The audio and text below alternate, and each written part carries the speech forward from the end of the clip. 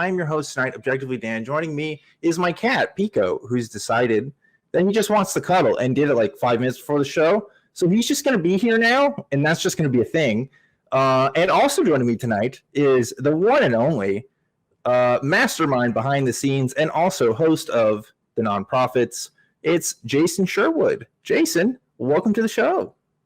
Hey, Dan, pleasure to be here. But, I see you have Pico there, so I guess I can just, take off. Well, I don't think Pico's going to be very good at actually taking calls, so I am going to need your help tonight. So you should stick right there. But Jason, this is your first time doing the call-in show thing, except for the time where you had to cover for me that one time a few weeks ago. And that was really fun. And because of that, there were a lot of comments of people saying, hey, we should get Jason on the show. Like, Jason should just be a guest. So we got you on and thought that you'd be a great guest. And boy, Jason, you picked a humdinger of a week to be on the show, huh? Oh, yeah. This has been a rough week for, well, a certain group of people, but people in general, of course. I think it's a rough week for every American citizen. Yes.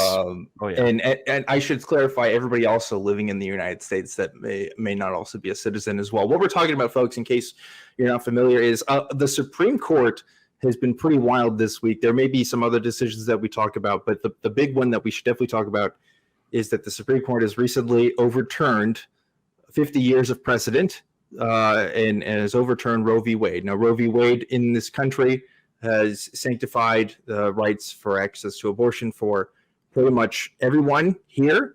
And because that decision has been overturned, that now means that states have the opportunity to decide what kinds of abortion care they want to give to people. And in some states, it is outright banned. In some states, like in Texas, we have trigger laws where it's going to be banned. And in other places, it's very limited access, 6 weeks sometimes, 15 weeks sometimes. It's very, very bad for pretty much everybody involved. And it's a pretty heavy topic tonight. So we definitely want to talk to you guys about this topic. We'll, of course, take other calls that come in too. But, I mean, this is the one that's really weighing heavy on us right now. Jason, how has this decision affected you? What have you been thinking about this? Well, it obviously doesn't really affect me directly. It does affect, I am married, and my wife is really upset. Not that she would want to get an abortion if we ever did happen to get her pregnant, but the fact that she is being told that she doesn't have rights to her own body. Yeah. Other women do not have rights to their own body, that other people with uteruses, because let's not exclude people, don't have rights to their body, is absolutely abhorrent. Yeah. Meanwhile, insurance has no problems with paying for vasectomies, paying for Viagra. We are guys, penis owners, are on the winning side, and that's not cool. There shouldn't be a winning side. There should just be people who get to live their damn lives. Yeah. So, I think I wanted to talk about some statistics. I wanted to talk about why this is such an important issue, and in particular, why a show like ours is really talking about this, right? Because there's a myriad of political topics that we could deep dive into. Why is this one in particular, why does a show like this care about this? For a couple of reasons. One, obviously, this affects the lives of women. This affects the lives of trans men. This affects the lives of non-binary folks. This affects the lives of lots and lots of people. And this also affects the lives of people who don't have uteruses, or people who are also, involved in these kinds of relationships that are bringing life into the world, who are now having to deal with the circumstances and the consequences that this decision has led to. And it didn't have to be this way. Like, there was nothing that said this had to be done. This was a decision of six people in our Supreme Court out of 9 who decided that this needed to be overturned. The reasoning for this is before it was protected on what the case was decided under a constitutional right for women to have access to an abortion. Now this has been overturned. I mean, when I was in school, this was taught as a landmark case. This was taught as set precedent that would be really unthinkable, honestly, in being overturned. And yet here we are. And another thing I have to point out in talking about this is we specifically trusted, I didn't specifically trust, but the people of America specifically trusted that the judges that were currently in the office right now would not do this. Neil Gorsuch, Brett Kavanaugh, and Amy Coney Barrett are all on record, all of them, for saying that they were not interested in overturning the precedent of Roe v. Wade. And here we are today, standing in a country that is no longer going to have those rights. So some of you may say, well, is it really that big of a deal? Can't people just go to other states? Isn't this just like a states' rights issue? Isn't this good for people to make those own decisions? Sometimes they can't. Sometimes they can't, but let's talk about logistics here, okay? In just this last year alone, since September of last year, when Texas started the 6-week abortion ban, a lot of people can't figure out that they're pregnant in the amount of time necessary to get an appointment to do that. So what do? They go to other states to figure that out. And neighboring states, including that of Louisiana and other places, have been overloaded with appointments to try to figure out how they can get these procedures done. And with this new law going into effect, it's going to absolutely overload the system that we already have in place. The closest place you can go to in Texas right now for most people is going to be New Mexico, right? For those of you who aren't from the United States and don't realize the distance there, that is if you live in East Texas, New Mexico is literally an entire day's drive to get over there. And that's just the drive. That's not in factoring the time you have to make the appointment, time that you have to take off work if you're working, tons of other factors that you have to consider in something that shouldn't have been done, in my opinion. Should not have been done. Now, again, why are we talking about this? Not just because this affects everybody, but because this decision was religiously motivated. Was it written in the opinion for Clarence Thomas? No, I don't think so. From what I've seen, there's been no specific language. But the lobbying for this issue in this country has been almost exclusively done by the evangelical right, by Catholic Christians, and by pro-life people who have religious reasoning for making this decision. There are some secular people that will try to make this case, and they do exist. But overwhelmingly, the voices in this country have been that of religion, of religious voices. They have been religious voices in churches and religious voices in parts of our government that are espousing these religious beliefs when they should not. And that is the problem here that we're having with this decision. It was not done for a secular, this is, we really got to make sure the law's in place here. No. This has way different motivations involved in a case like this. And it is scary not only for women right now and for people with uteruses right now, but for other people in the future. And Jason, I want to hear, of course, more of your thoughts on this, but I have to mention this point as well, in that Justice Clarence Thomas specifically talked about in his opinion on pages 119 that you can check out, that he wants to revisit some other landmark cases for civil rights that he also thinks are suspect. And these cases are Griswold v. Connecticut, which is access for birth control for people outside of marriages and outside of prescriptions. This is Lawrence v. Texas, which was a decision that's talking about in Texas. I don't know if you guys remember this. It used to be illegal to literally be gay in Texas. You could not have two consensual sex acts between men. It was illegal. State law said you could not do it. So decision, I'm talking about that. And of course, the other decision he talked about, the other case he was talking about was Obergefell v. Hodges, which, if you recall, is the decision to allow same-sex marriage across every state in the country. It was allowed in some states, but not in others. This decision said this had to be made available for all states. He is explicitly saying that these rules, in his opinion, these rulings should be revisited in this case. And that is, quite frankly, incredibly terrifying, because nobody thought that this would happen. Nobody expected this. Nobody thought that like a decision like this could be overturned, but it did. So now what's next?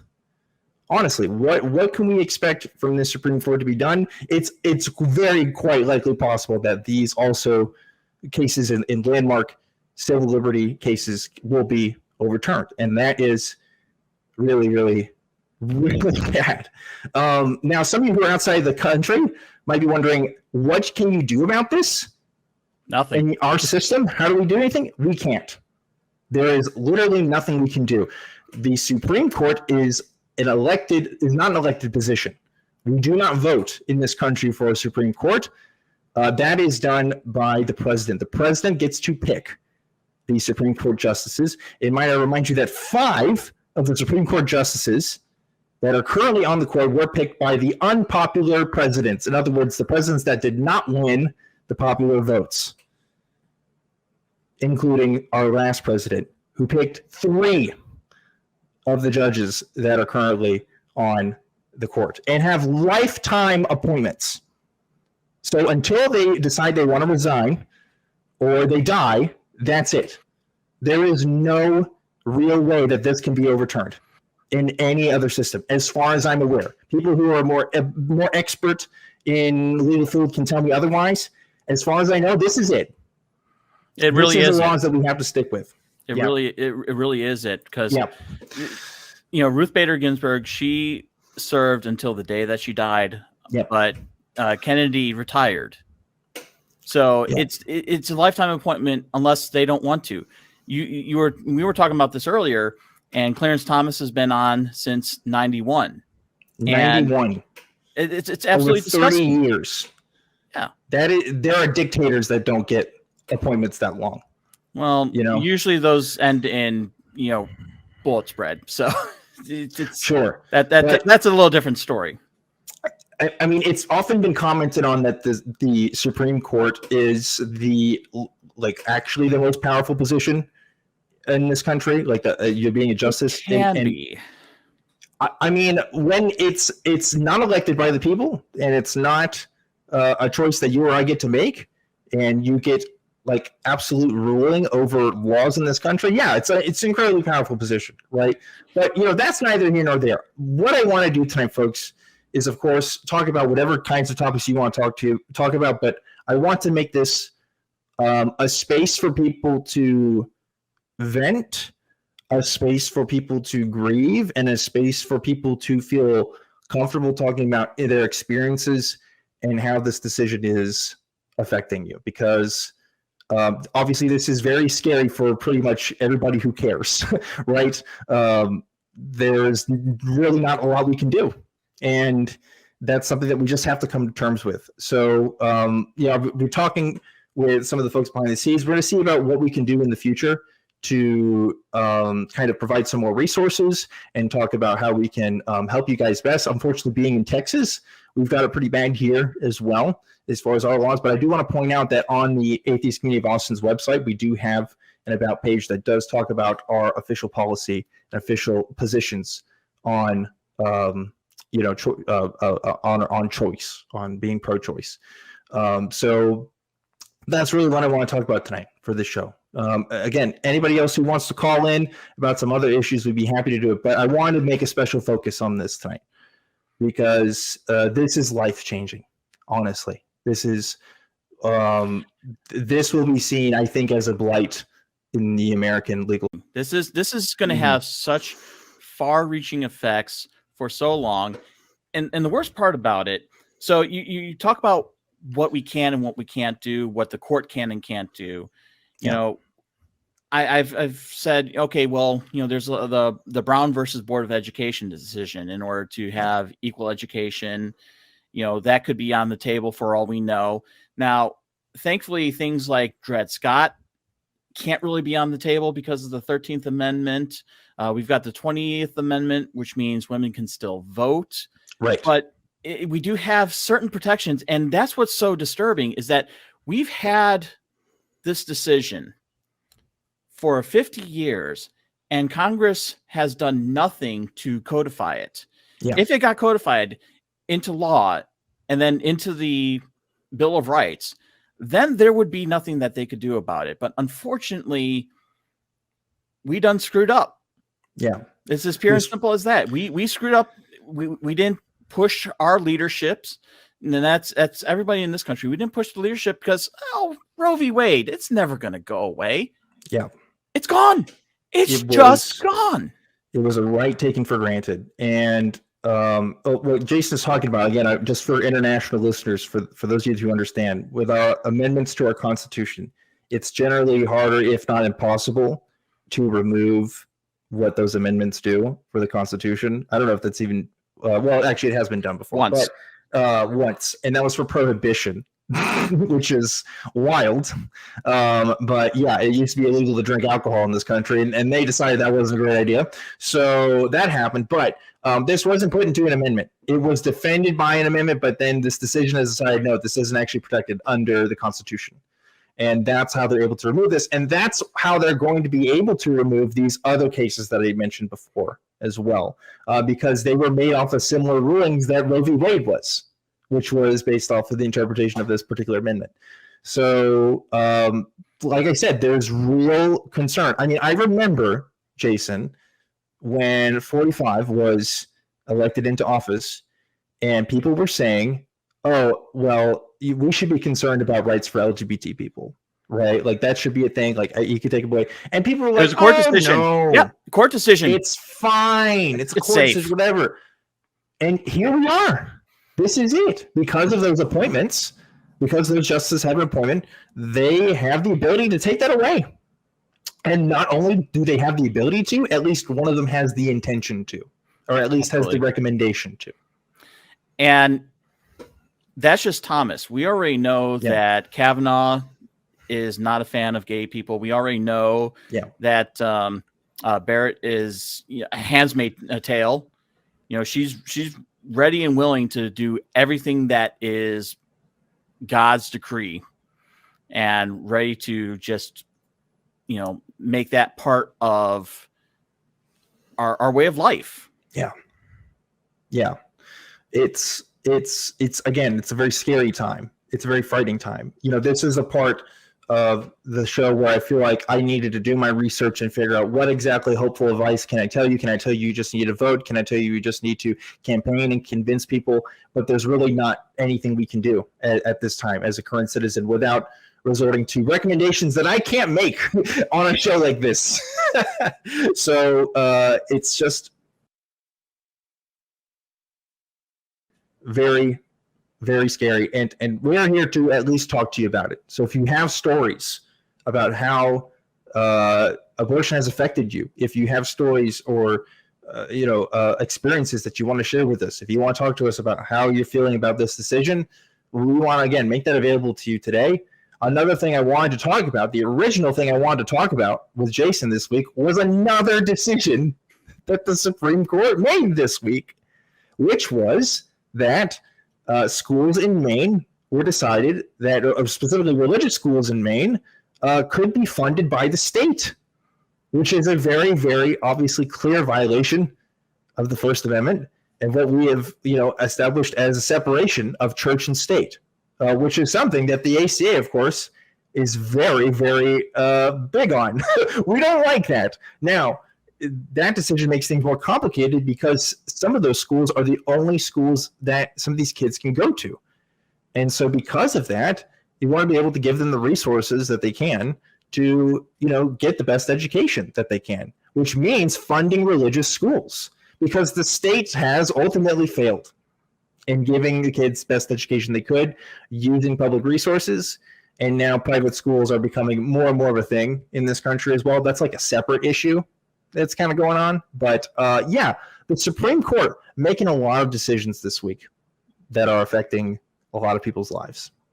So any thoughts on that, Jason, before we move on and get to some calls here?